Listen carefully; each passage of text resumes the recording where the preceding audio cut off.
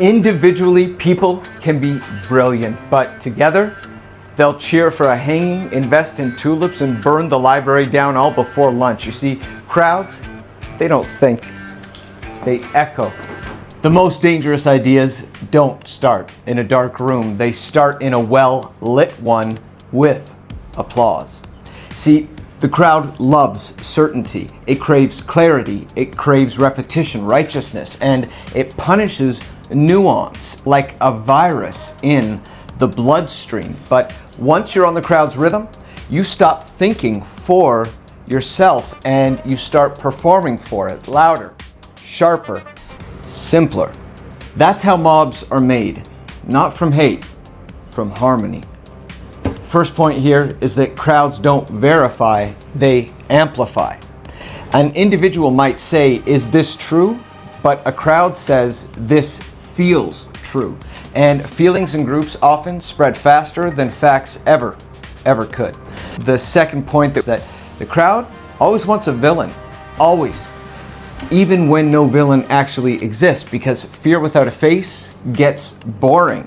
So it invents one. And once it does, your silence becomes guilt. Your doubt becomes betrayal. Third point has to be that the crowd rewards submission. Try telling a complex truth in a room full of chanting believers and see how fast they turn. Because once the crowd forms, there's only two roles available. There's follower and threat. During the dot-com bubble around 2000, rational people bought stocks with zero revenue because everyone else was getting rich. At the height of it, any company that added .com to its name, its stock jumped 300% without changing anything else. And a year later, that bubble, oh my God, did it ever burst. Millions lost their savings because crowds don't invest in businesses, they invest in vibes.